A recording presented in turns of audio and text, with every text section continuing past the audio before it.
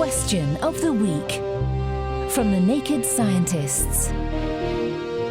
Hello and welcome to Question of the Week. I'm James Titko. Today's question comes in from listener Andrew. Hi, it's Andrew in Cambridge. We have a holiday home in a French ski resort at 1,650 metres above sea level. And everyone who visits experienced, I'm going to call them high-definition dreams with much more detail than they normally experience when they're in Cambridge. Does altitude affect dreams, and do mountaineers who go much higher notice the same effect?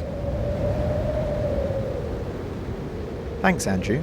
You and your guests are not alone. Mountaineers have long reported vivid dreams at high altitudes, and there may well be a psychological component to this. Mountains have been a timeless source of mythological material, places where ancient gods or dragons reside, and for those of us who don't see it a lot, there's something magical and atmospheric about snowy landscapes. This heightened sensory experience could well be playing a part in those high-definition dreams. But there's almost certainly more to it than that, and it's worth focusing on the thinner, less oxygenated air at high altitudes to probe your question. Here to help me is Andrew Murray, Professor of Metabolic Physiology at the University of Cambridge. Thanks, James. Sleep disturbances are very common at high altitude, particularly when we first arrive and are relatively unacclimatized. In a large part, this is caused by our erratic breathing patterns, which are most obvious at night when we surrender conscious control of our breathing. Essentially, there's a tussle going on between two different and somewhat opposing sensory mechanisms. One set of chemoreceptors in a cluster of cells called the carotid body pick up on low oxygen levels in our arterial blood and send signals to our brain urging us to breathe more rapidly to bring more oxygen into our lungs.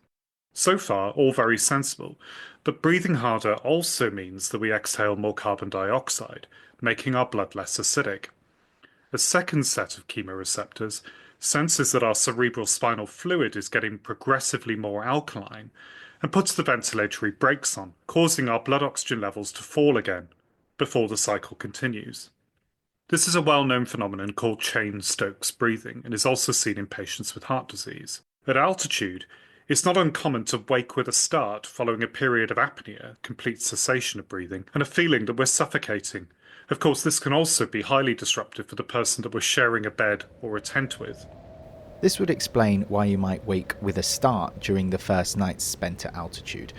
But why might this lead to more vivid dreams?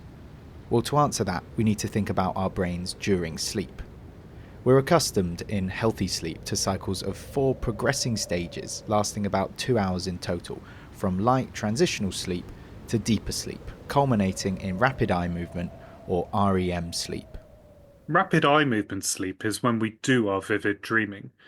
So does this suggest that a greater proportion of our sleep at high altitude is in this lighter phase? Well, quite the opposite, in fact. When tested experimentally, investigators found that not only does overall sleep duration fall at altitude, but the proportion of our sleep, which is REM sleep, also falls.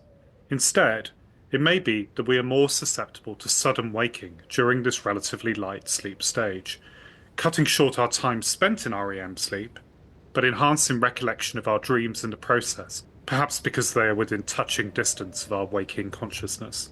There you have it, Andrew. I hope that answers your question. Thanks to Andrew Murray, Professor of Metabolic Physiology at the University of Cambridge, for helping us with the answer.